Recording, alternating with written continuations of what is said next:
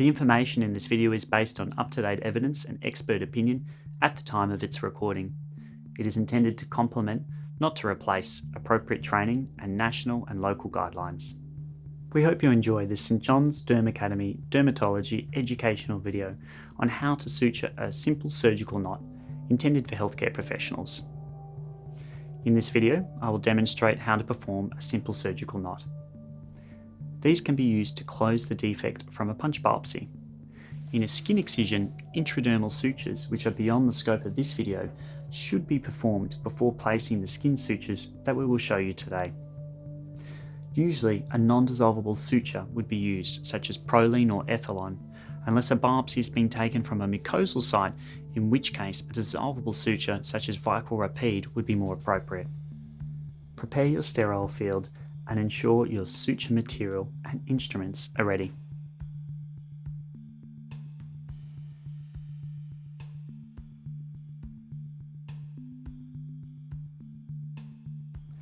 In this case, we have assumed a punch biopsy has already been taken, and now we need to close the defect.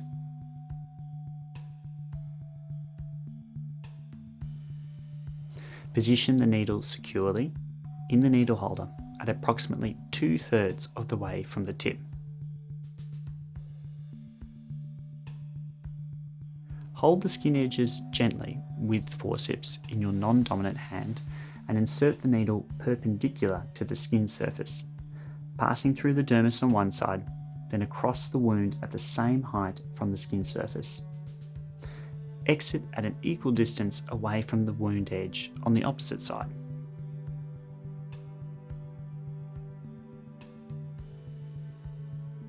To tie a simple surgical knot, wrap the suture twice around the needle holder for the first throw, creating a surgeon's knot for extra security. Grasp the short end and pull it through while maintaining tension. Then wrap once in the opposite direction for the second throw, and repeat once more to create 3 throws in total. It is important that the needle holder is closest to the wound when the suture is wrapped. If the suture is wrapped in the other direction, the knot will not lay flat. Once the knot is secure, cut the suture tails to approximately 3 to 5 millimeters. Inspect the wound edges to ensure good adhesion and approximation.